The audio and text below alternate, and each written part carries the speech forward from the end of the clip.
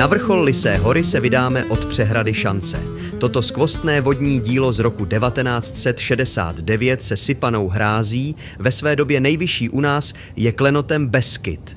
Vzhůru vede pohodlná široká lesní cesta, sjízdná i pro silniční cyklisty. Jen to převýšení, 800 metrů, je mimořádnou výzvou.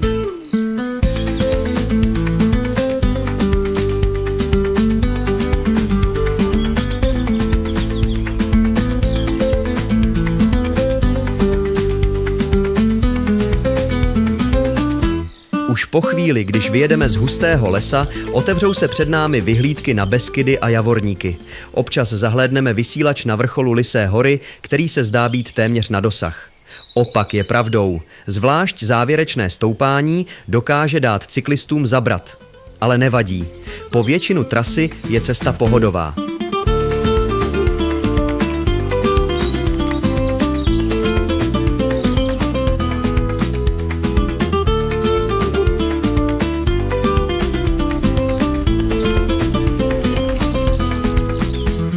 Lysá hora má nadmořskou výšku 1324 metrů a je tak nejvyšším vrcholem Beskyd. Nahoru vedou turistické trasy ze všech stran. Ta z Frýdlantu nad Ostravicí směřuje na vrchol kolem známé skautské mohyly Ivančena. Nahoru se dostanete pěšky i od východu a cestou prý najdete spoustu borůvek. Ostatně borůvkové knedlíky dnes okusíme a bude to jeden z nejlepších zážitků.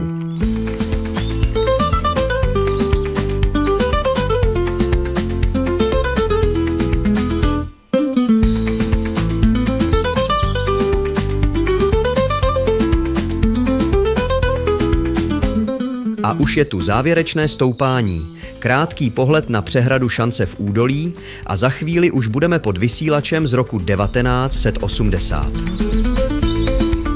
Dílo pražského architekta Trnky je ikonickou stavbou, podobně jako Hubáčkův Ještěd. Tak holky, zdolali jsme Lysou, servus! Servus!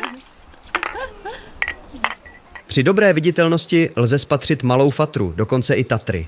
Vysílač tu není jedinou stavbou, známá je replika Bezručovy turistické chaty a především chata Emil Zátopek Maraton, kde mají ty nejlepší borůvkové knedlíky, které jsme kdy okusili. Kam se na ně hrabou ty skohůtky?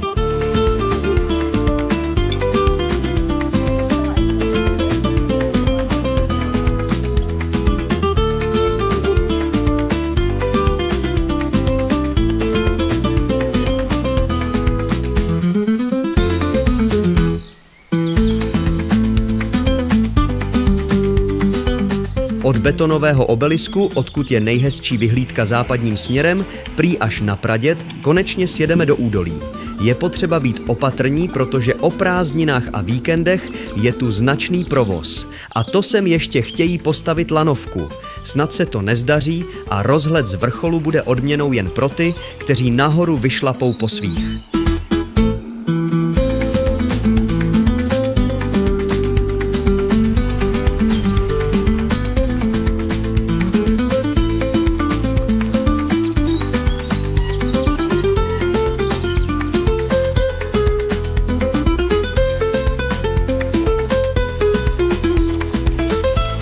Sjezd je dlouhý 9 kilometrů a uplatní se při něm Rózino pravidlo: šlapeme-li 2 hodiny do kopce, jedeme až 10 minut z kopce. Tím ovšem dnešní výšťka nekončí. Čeká nás ještě krátký výstup na hřeben a cesta od Bílého kříže kolem Švarné Hanky na Gruň Charbulák. Opět s krásnými vyhlídkami na Beskydy a na Lysou.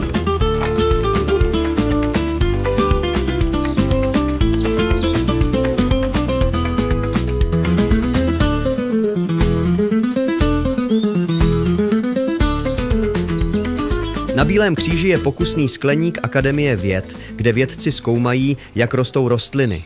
Ve skleníku, což je podivuhodné. A z informačních tabulí se dozvíte, že nám Evropa závidí vlky a medvědy. S tímto sdělením by ovšem valaští ovčáci příliš nesouhlasili, ale už se prý blízká na lepší časy a regulace počtu přemnožených vlků a medvědů snad bude schválena.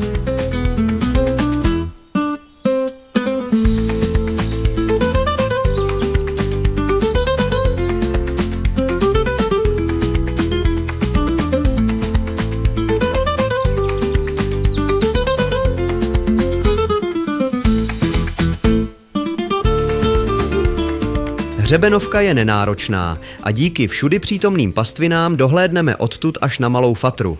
Stále se pohybujeme okolo 800 metrů nad mořem, což není pro valašskou cyklistiku nic neobvyklého. Směřujeme ke Švarné Hance, nejstarší turistické chatě v Beskydech, pojmenované po první majitelce. V roce 1916 tu dělal správce slezský bard Petr Bezruč. A sakra, dnes mají zavřeno, tak příště.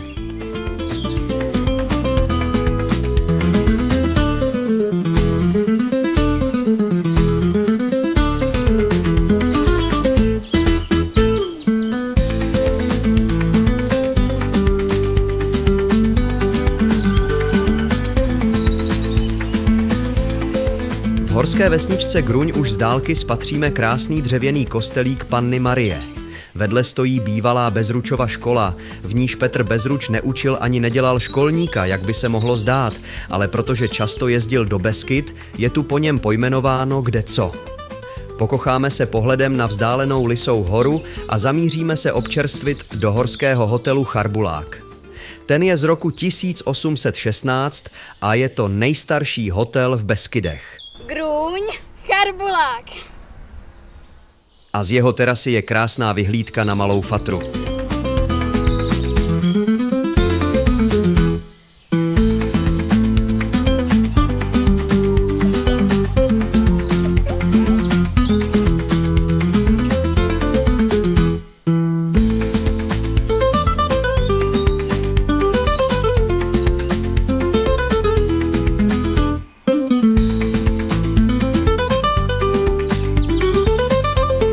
Kolem lyžařského střediska zamíříme do údolí k přehradě a užijeme si prudký sjezd.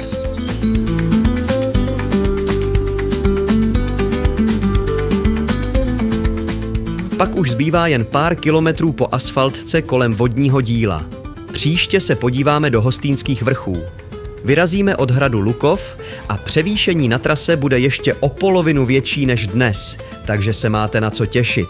Servus!